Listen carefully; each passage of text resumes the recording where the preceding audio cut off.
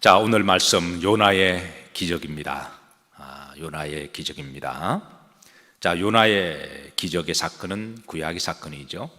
그런데 이 사건은 워낙 놀랍고 유명해서 신약 시대에도 예수님 당시에 이 요나의 기적이 상당히 많이 알려져 있는 사건이기도 해요.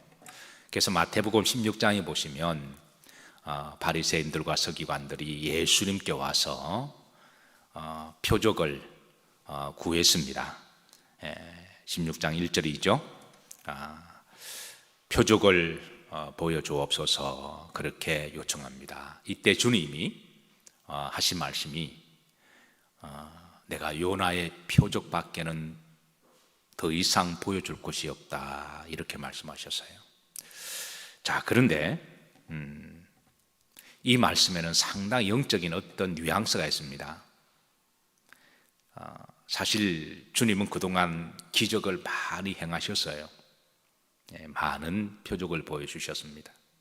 그리고 이 사건, 이 말씀 이후에도 기적을 또 많이 행하셨습니다. 그런데 4절에 보면 내가 요나의 표적 외에는 보여줄 것이 없다 이렇게 말씀을 하셨어요. 왜 이렇게 말씀하셨을까요? 여러분 궁금하신가요? 궁금하잖아요. 그래도 하나님을 믿는 사람인데 분명히 주님이 그 전에 많은 기적을 행하셨어요.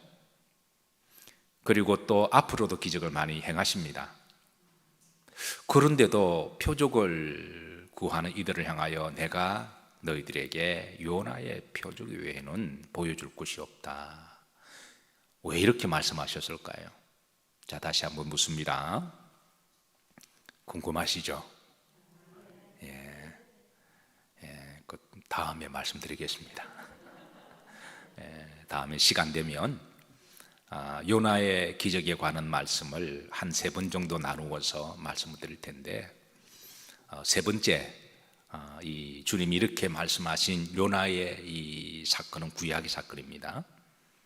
그런데 신약의 이 말씀이 주는 영적인 함의가 무엇인지 세 번째 우리가 이제 함께 은혜를 나누도록 합니다. 자, 오늘은 이 구약을 배경으로 실제로 일어났던 이 말씀을 함께 나누도록 하는데요. 자, 요나의 기적하면 자, 여러분들이 떠오르는 이미지가 있죠. 요나가 지중해 큰 바다 속에 던짐을 당했는데, 보통 사람이 물속에 지중해 바다 그 밑이 몇천 킬로가 되거든요. 그렇게 이 바다에 폭풍 치는 바다에 거기에 빠지면 거의 죽습니다. 그런데 큰 물고기가 요나를 삼켰고, 사람이 물고기 뱃속에 들어가면 삽니까 죽습니까? 죽습니다.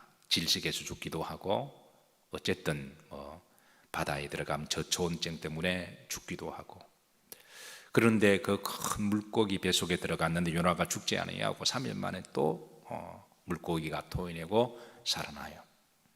이 놀라운 기적이 신약 시대에도 잘 알려질 만큼 기적인데요. 그런데 사람들이 요나의 기적을 떠올릴 때에 아마 마태복음 16장 1절에도 바리새인과 일부 서기관들이 예수님께 이 요나의 표적과 같은 기적을 보여달라고 한 것은 이런 놀라운 기적을 이제 다시 보여달라고 한 거죠. 여러분, 요나의 기적하면 제일 먼저 어떤 이미지가 떠오르시나요? 그 큰 물고기가 어떤 고기일까? 실제로 저는 이런 질문을 이제 제가 젊었을 때 젊은 사람들하고 대학생들 또 이렇게 이 바이블 스터디를 하고 또 자유롭게 난상 토론도 하고 질문을 이제 마음껏 하라고 그러면 빠지지 않는 질문 중에 하나가 꼭 이 질문이 들어가요. 궁금하죠? 대체 어떤 물고기에 사람을 삼켜도 사람이 죽지 않고 3일 동안 물고기 뱃속에 살 수가 있고, 이 물고기가 궁금하죠? 자, 여러분들은 이 큰 물고기가 어떤 고기라고 생각하십니까? 사람을 삼켜도 죽지 않는 큰 물고기가 어떤 고기라고 생각해요? 많은 사람들은 이제 이 고래라고 생각하기도 하고요. 어떤 사람은 큰 상어라고 말하기도 하는데, 자, 그런데 성경은 여기에 대해서 어떤 큰 물고기냐에 대해서 답은 주고 있지 않습니다. 왜냐하면 요나의 기적은 이게 본질이 아니기 때문에 그렇습니다.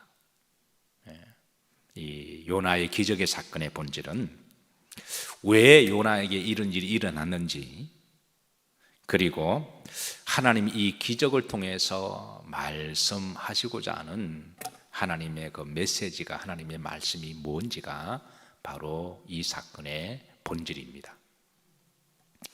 그래서 만약에 우리가 큰 물고기가 어떤 고기고 어떻게 죽지 않고 살아났을까, 여기에 비본질적인 부분을 가지고 관심을 가진다면 우리는 요나의 기적을 통해 하나님 주시고자 하는 본질을 잃어버리게 되는 거죠. 사실 하나님께서 우리들에게 많은 기적을 보여주시는데, 많은 사람들은 제가 늘 강조하자면 기적 자체에 관심을 가지지만, 하나님은 이제 왜 기적을 통하여 주시고자 하나님의 그 사명, 그 하나님의 말씀이 더 중요한 거죠. 자, 요나는 주전 8세기경에 활동한 북이스라엘 선지자입니다. 이 시대 동시대에 활동한 선지자가 이사야, 그리고 호세아, 그리고 미나, 아모스, 이제 미가, 이런 사람들이 있는데요. 자, 오늘 근데 1절에 보시면 어느 날 여호와의 말씀이 아미떼의 아들 요나에게 임하니라 그러셨어요. 어느 날 아미떼의 아들 요나에게 하나님 말씀이 임하셨습니다. 여러분, 선지자는 하나님의 말씀을 받는 자입니다. 제사장은 하나님 앞에 예배를 집도하는 자입니다. 이게 이제 가장 중요한 사역이죠. 그런데 만약에 선지자가 하나님의 말씀을 받지 못한다면 그거는 선지자로서의 그거는 자질이 부족한 거죠. 그래서 선지자는 어떻게든 하나님의 말씀을 받으려고 애를 쓰고 몸부림을 칩니다. 그건 오늘 이 시대의 성도들도 마찬가지라고 저는 여깁니다. 이거는 비단 선지자뿐만 아니라 모든 성도들은 하나님의 말씀이 임하도록 기도하고 몸부림을 쳐야 됩니다. 그러면 하나님께서 그 믿음을 보시고 귀 있는 자는 들을지어다 하시고, 들리게 하시고, 그리고 사람은 음식을 먹어야 살듯이 성도는 하나님의 말씀을 먹어야 영적으로 우리가 살아나고 건강해지고 그 말씀으로 세상을 잘 분별하고 통찰하는 거죠. 그러니까 일반 성도들도 마찬가지일진데 선지자는 더 그렇습니다. 그러니까 하나님의 말씀을 받아서 그 말씀을 잘 전달해 주는 그 사명 받은 사람이 선지자인데요. 그런데 만약에 선지자가 말씀을 받지 못하면 얼마나 힘들까요? 얼마나 영적으로 고통스럽고 갈증이 있을까요? 그런데 어느 날 하나님의 말씀이 요나에게 임하셨습니다. 그래서 오늘 1절에는 하나님의 말씀이 아미떼의 아들 요나에게 임하니라 그러셨습니다. 따라서 하십니다. 어느 날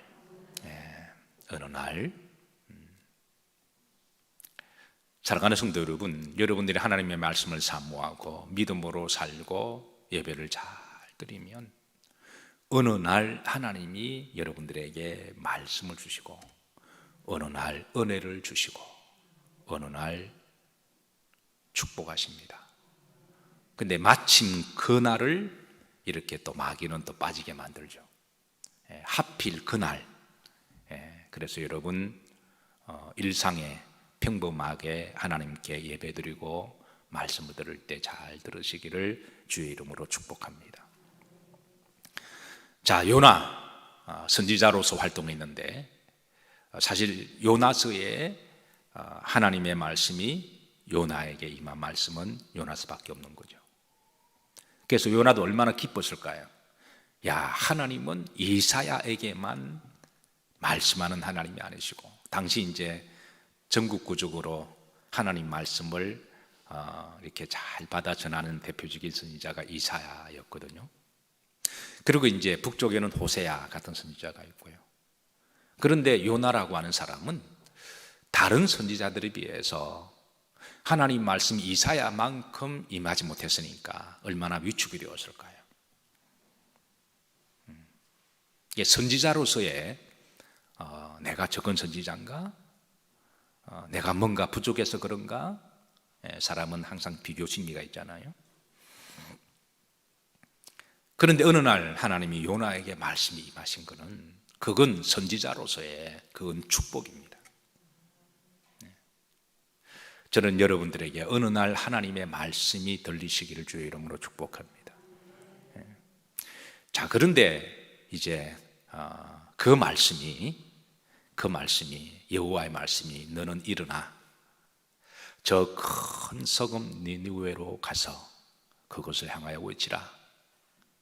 그 악독이 내 앞에 상달하였습니다. 자, 그런데 이게 이제 요나의 딜레마가 있습니다. 어느 날 그토록 바라고 소망했던 이사야와 같이 하나님의 말씀이 자기에게도 임했으니까 선지자로서 얼마나 정체성과 그 사역이 당당하게 생겼으니까 얼마나 좋아요. 근데 여호와의 말씀이 임했는데 그 말씀의 내용이 그게 참으로 힘든 말씀을 받은 거예요.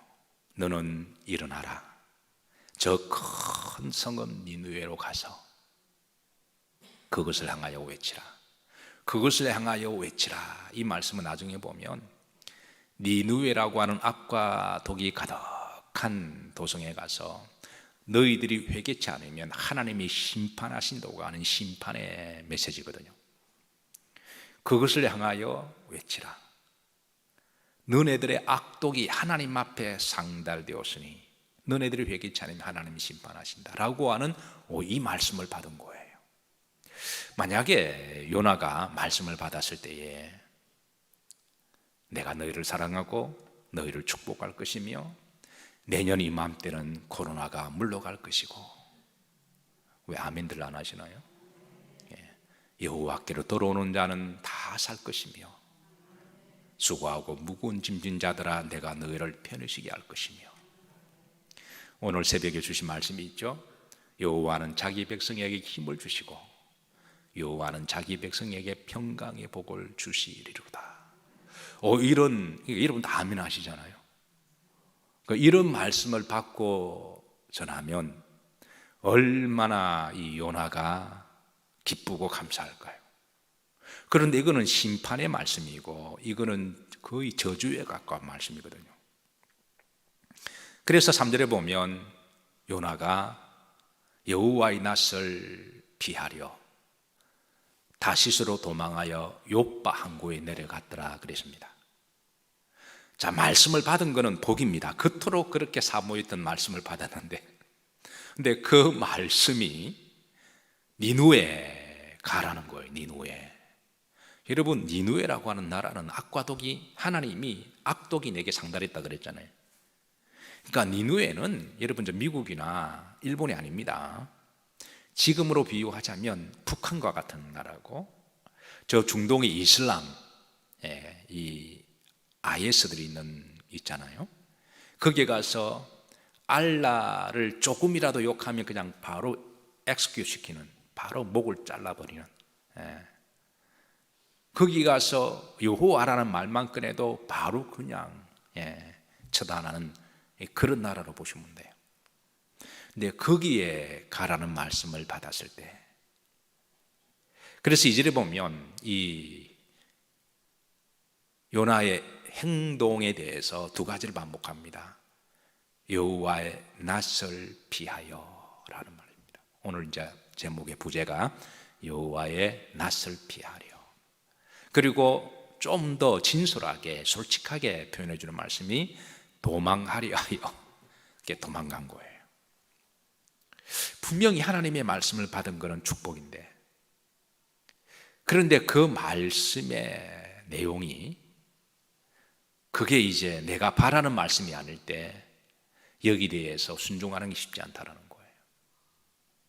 그러니까 여러분, 하나님의 말씀을 받은 것은 축복입니다. 하나님 말씀이 내게 임한 것은 축복입니다. 그런데 이거보다 더 큰 축복은 그 말씀에 순종하는 것이 축복입니다. 좋은 말씀을 받았는데 순종하지 않으면 그건 나의 말씀이 안 되는 거죠. 아무리 좋은 말씀을 받아도 말씀대로 순종하지 않으면 그거 나와 관계없습니다.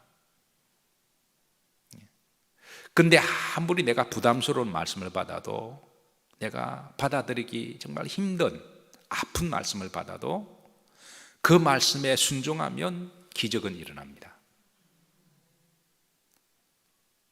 사랑하는 성도 여러분, 여러분 교회 오실 때마다 말씀을 사모하시죠? 오늘은 목사님이 어떤 말씀을 전하실까 사모하시고 오는 줄로 믿습니다. 그리고 또 목사를 위해서, 말씀을 전하는 목사를 위해서 기도하는 줄도 믿습니다. 자, 그렇게 오셨다면, 말씀을 받으시면 여러분 순종하는 법도 배우시기를 주의 이름으로 축복합니다. 자, 이게 이제 요나에 대해서 이제 요나가 어떤 사람인지, 여러분 요나를 잘 모르시나요? 모르시잖아요, 그죠? 그러니까 요나서가 있어서 알지. 그래서 요나가 어떤 사람인지 하나님은 좀 드러내요. 1절에 보면 아미떼의 아들 요나라고 알려주고 있습니다. 아미떼가 누구냐 하면 그 북이스라엘 갈릴리 지역의 사람인데요, 이 아미떼에 대해서 여러 주석가들은 이 사람이 엘리야가 사렙다 과부의 아들을 살려주잖아요. 그 과부의 아들이 아미떼라고 해석하는 사람들이 들어 있습니다. 어쨌든 이 아미떼라고 하는 사람은 이름의 이름은 진리라고 하는 뜻인데요, 그 아미떼의 아들이 요나입니다. 요나의 이름의 뜻은 비둘기라고 하는 뜻이죠. 자, 여러분 영적으로 오버랩되는 게 있죠. 하나님이 요나를 선지자로 부르실 때는 요나에게 복음의 메신저로, 비둘기는 복음의 메신저잖아요. 복음의 메신저로 하나님이 그를 콜링하시고, 그리고 때가 되셔서 말씀을 주시고, 그 말씀의 내용과 사명도 저 악과 독이 가득한 니누웨로 가서 하나님의 비둘기처럼 복음을 전하라고 하는 그 이름과 오버랩되기도 합니다.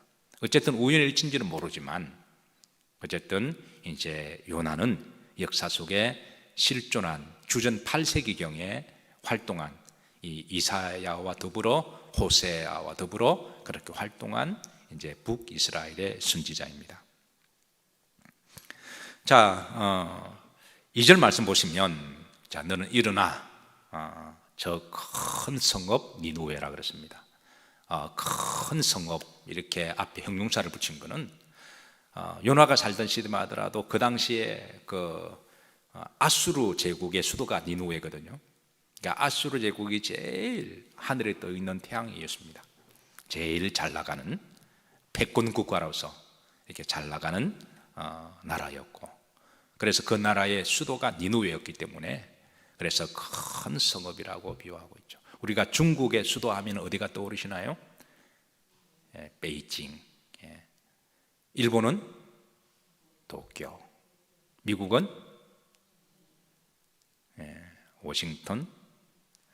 기억하는 것은 그건 큰 나라로서 그 정도의 잘 알려져 있는 큰 도시이기 때문에 그런 거잖아요.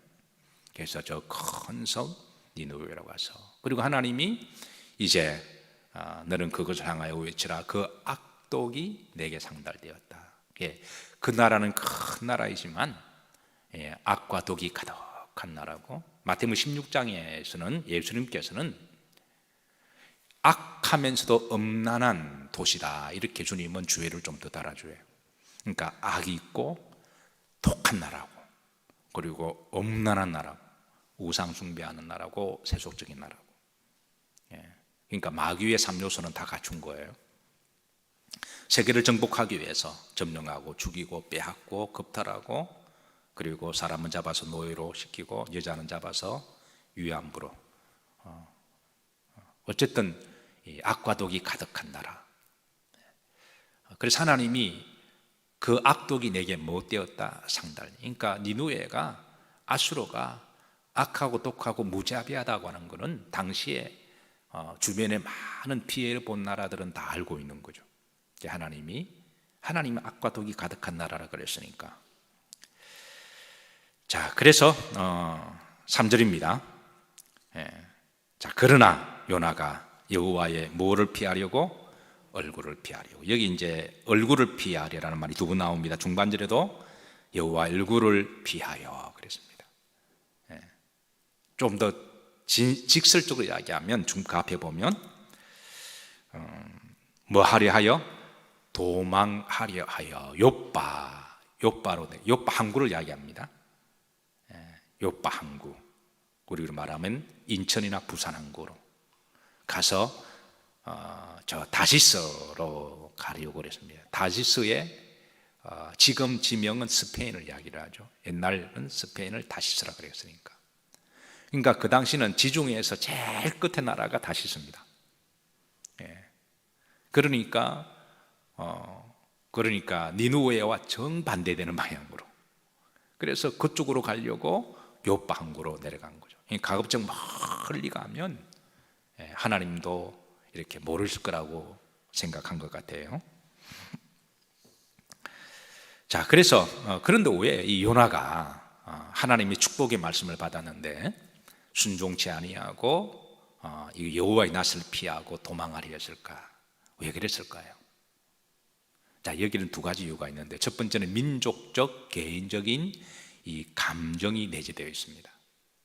그동안 북아수르 제국은요, 주변 나라를 침략하고 전쟁하고 수탈하고 빼앗아가고 피눈물 흘리게 만들었는데요, 그 가운데 이스라엘 나라가 포함되어 있습니다. 이 이스라엘 나라는 북아수르의 속국이었고요, 해마다 많은 물자를 조공을 바쳐야 했습니다. 그리고 껄핏하면 쳐들어와서 빼앗아가고 겁탈하고 했으니까. 그러니까 정말 피눈물 난 거죠.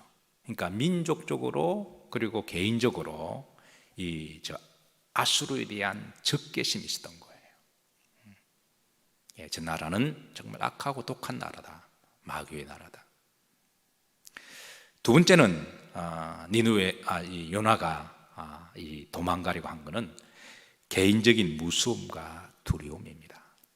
그러니까 민족적으로 또 개인적으로 그런 감정이 굉장히 지금 좋지 않은 상태인데, 그런데 거기에 가서 저렇게 악한 독한 나라에 가서 회개를 선포하면 이거는 그냥 이렇게 호랑이 굴에 들어가는 것과 똑같은 거죠. 그러니까 개인적으로는 두렵고 무서웠던 거예요. 가령 하나님이 여러분들에게 저 북한의 평양에 가서 전도하라, 여러분들에게 저 이슬람의 극우파가 있는 저 사우디에 가서 전도하라 그러면 여러분 어떻게 하시겠습니까?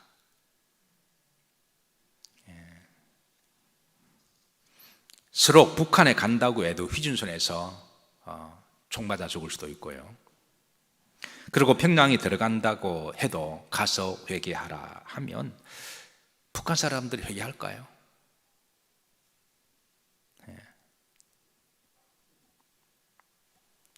실제로 이렇게 들어가서 감옥에 갇히고 고문당하고 그런 사람이 한둘이 아니죠. 아마 요나처럼 배를 타고 북한과 정반대되는 살기 좋은 미국으로 가지 않을까. 그래서 이 요나의 문제는 요나만의 문제가 아니라 내 마음에 들지 않으면 순종할 수 없는 불순종의 내 안에 또 다른 요나의 모습이 있는 거죠. 어쨌든 요나는 니느웨로 가지 않고 다시스로 가는 배를 탑니다. 가다가 4절에 보면 이제 큰 풍랑을 만나죠. 그런데 이 풍랑을 보내시는 분은 하나님이심을 알려주고 있습니다. 그렇다고 풍랑이 일어날 때마다 하나님이 보내시는 것은 아니에요. 어떤 자연의 순환의 생태계에 따라서 이렇게 자연 현상이기도 하지만, 그러나 하나님이 필요하시면 자연을 통해서 하나님의 도구로 서시기도 하십니다. 4절에 보면 여호와께서 큰 바람을 바다 위에 내리시매. 자, 그래서 선원들이 어떻게 해서 살아보려고 발부동을 치고 애를 씁니다. 다 죽게 되었으니까. 그래서 그냥 이리저리 그냥 미친 듯이 뛰어다니고 그리고 그 바다에 있는 그 이제 무형 그 물자들을 다 배를 가볍게 하려고 다 갖다 버리고, 자, 그래도 안 되니까 저들이 마지막으로 혹시 신들에게 우리가 뭔가 저주를 받아서 그렇지 않은가, 그렇게 해서 각자 믿는 신들에게 기도하자 그러는 거예요. 근데 아무리 기도해도 이게 이상이 없으니까. 근데 5절에 보면, 자, 5절 보십시다. 사공들이 두려워하여 각각 자기의 신을 부르고 또 배를 가볍게 하려고 그 가운데 물건들을 바다에 다 던지니라. 죽고 하는데 물건이 무슨 소용이 있겠습니까? 그런데 배 밑층에 누가 잠자고 있었어요? 요나가 누워 깊이 잠이 자니라. 이거는 육신적으로 피곤해서 잠을 잘 수도 있지만, 이거는 영적으로 주는 어떤, 여러분 감이 오시죠? 그 요나가 영적인 잠을 자고 있음을 성경은 알려주고 있는 거예요. 지금 죽게 생겼는데 큰 위기가 오고 전 세계적으로 지금 코로나의 전염병이 계속 번져가고 있는데, 그래도 영적인 잠을 자고 있다면 하나님이 보실 때 얼마나 안타까워하실까요? 어쨌든 사랑하는 성도 여러분, 영적인 잠에서 늘 깨어 있으시기를 주의 이름으로 축복합니다. 매 시대마다 영적인 잠을 자는 이들이 있는 거죠. 6절에 보면 선장이 그에게 가서 이르되 자는 자의 어찌미냐. 믿지 않는 사람들이 믿는 사람을 깨웁니다. 좀 기도해 달라는 거죠. 여기에 또 아이러니가 있습니다. 믿는 아내가 하도 기도 생활을 안 하니까 믿지 않는 남편이 가만히 보다가 이제 교회 안 가? 똑같은 거예요. 엄마 아빠가 신앙생활을 한다고 하는데 기도 안 하니까 자식들이 가만히 보니까 엄마 아빠 요즘 교회 안 가? 요즘 기도하네. 남편이 보니까 아내가 기도 생활, 자기는 안 믿지만 그래도 아내는 기도를 해야 된다고 생각한 거죠. 그런 거와 똑같은 겁니다. 믿지 않는 사람이 요나에게 너는 그래도 하나님 믿는 사람 아니냐? 너는 왜 기도 안 하냐? 오늘 여러분 그리스도인들이 이런 말 듣지 않기를 기도하고 소망합니다. 저는 여러분 주변 사람들에게 이런 말 듣지 않기를 기도하고 축복합니다. 자, 7절입니다. 자, 그래서 제비를 뽑아요. 6절 다 합독합니다. 선장이 그에게 가서 이르되 자는 자의 어찌함이냐. 일어나서 내 하나님께 구하라. 혹시 하나님이 우리를 생각하사 망하지 아니하게 하시리라니라. 때로는 믿는 사람보다 믿지 않는 사람 믿음이 더 좋을 때가 있고요. 교회 다닌다고 하는 사람이 무당 점치러 갔더니 무당이 점지를 보더니 당신은 교회 가야 된다고, 여기 오면 안 된다고. 무당이 믿음이 더 좋을 때가 있습니다. 자, 그래도 요나가 여기 정신을 못 차립니다. 영적인 잠을 자고 있으니까. 여러분 영적으로 잠자는 사람에게 기도하세요 그러면 그 사람이 기도의 자리 나올까요? 안 나올까요? 아마 나오면 그분은 그래도 아직 믿음은 살아있는 거예요. 거의 나오지 않습니다. 언제 나올까요? 한 번 더 터지고 나서 나옵니다. 그러니까 물고기 뱃속에 기어 들어가야. 그래서 때로는 고난이 또 복일 수도 있는 거죠. 자, 7절입니다. 자, 그들이 말하기를 우리 제비를 뽑자. 우리가 지금 이 재앙이 누구의, 어차피 다 죽게 되었는데, 어차피 죽을 목숨이면 마지막에 한번 우리가 한번 여기 희망을 걸자. 그래서 제비를 뽑아서 이 재앙이 그 사람 때문이면 그 사람을 바다에 던짐으로 그래도 나머지는 살아야 되지 않겠냐라고 하는 방식을 정하고 제비를 뽑았어요. 자, 그런데 제비를 뽑았는데 누가 뽑혔을까요? 누가 뽑혔나요? 여러분이 뽑히지 않기를 기도하고 축복합니다. 요나가 뽑힌 거예요. 그렇다고 하나님께서는 모든 일을 결정하실 때마다 제비를 뽑으시는 분은 아니에요. 그런데 하나님은 필요하시면 가끔 제비를 뽑게 하실 때가 있습니다. 성경에 전반적으로 보면 일반적으로 하나님이 어떤 일을 결정하실 때는, 또 성도들이 어떤 일을 결정하실 때는 제비를 뽑는 일은 극히 몇 번밖에 되지 않아요. 일반적으로는 하나님이 말씀을 주시거나, 또 하나님이 성도들의 신앙과 인격을 통해서, 또 기도를 통해서, 성령의 감동을 통해서, 또 하나님이 성도들에게 주신 이성과 또 상식을 통해서 종합적으로 하나님 어떤 일을 결정하시고 이끌어 가시는 하나님이세요. 그러나 필요하시면 가끔 하나님은 제비를 뽑게 하시기 때문에, 그래서 이 제비 뽑는 것은 예외이기 때문에, 이 예외적인 소수의 결정을 가지고 모든 일을 성도들이 결정할 때 우리 제비 뽑자 이렇게 하면 또 곤란한 거예요. 그런데 하나님은 어떨 때 제비를 뽑게 하실까요?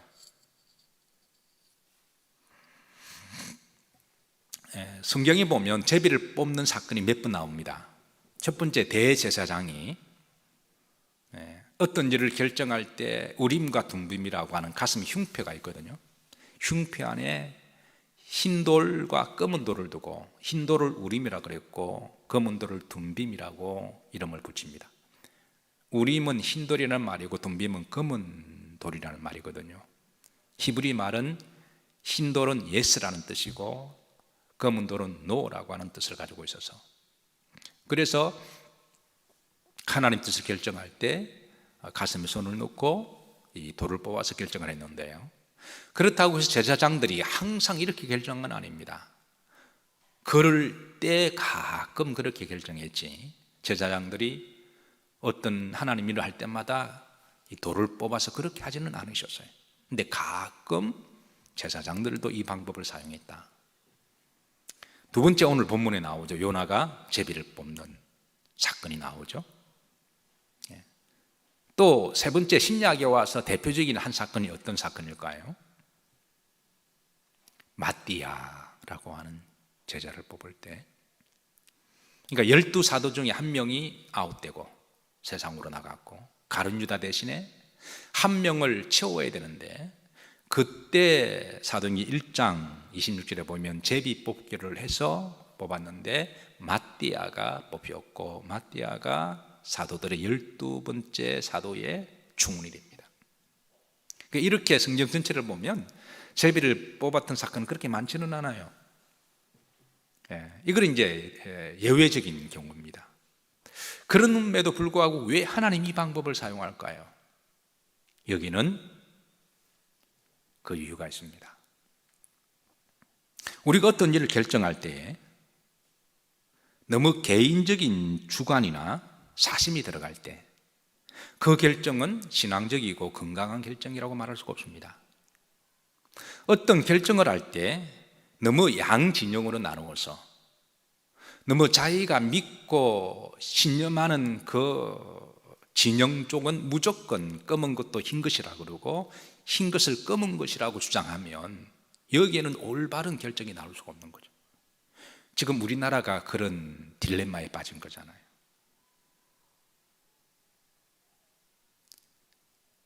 우리가 어떤 결정을 할 때 하나님의 영광을 위하여야 되고, 개인의 사심이나 어떤 공동체 유익을 구해야 되고, 어떤 결정을 할 때 하나님의 말씀에 근거를 하고, 거기는 주관적인 개인적인 감정을 배제하고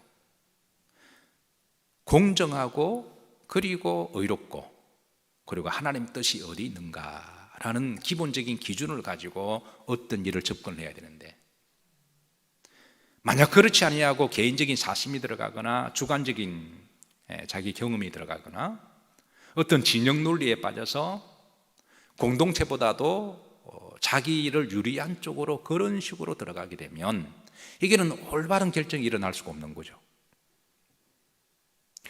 그런 경우는 하나님이 제비를 뽑게 하십니다.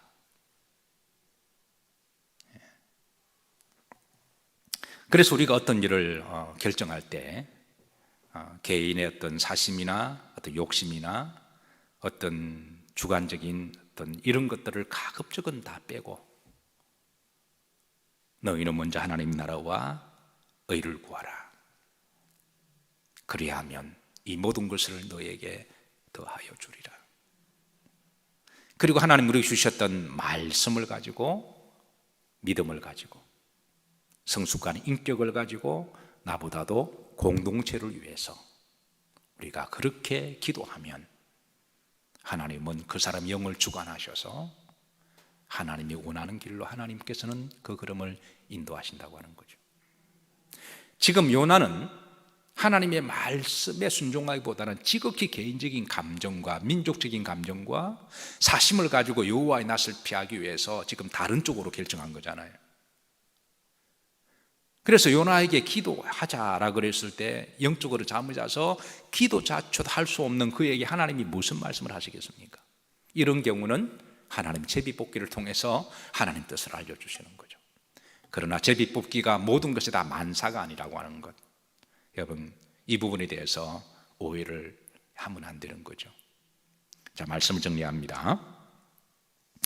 사랑하는 성도 여러분, 하나님의 말씀이 임하는 것은 축복입니다. 이런 교회 오실 때마다 말씀을 사모하시고 말씀이 어느 날 여러분에게 임하시기를 축복합니다. 그러나 이 말씀이 임하는 것보다 더 큰 축복은 그 말씀에 순종하는 겁니다. 그 말씀에 순종하면 하나님의 기적은 일어나요. 사실 요나가 니느웨에 가서 외쳐도 죽지 않습니다. 왜냐하면 하나님은 다 또 플랜을 가지고 계시기 때문에.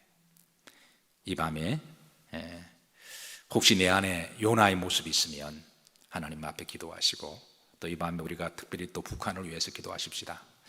니느웨가 악과 독이 가득한 나라지만 저 북한이 악과 독이 가득하지만 그래도 하나님이 니느웨를 사랑하시듯 북한도 사랑하세요.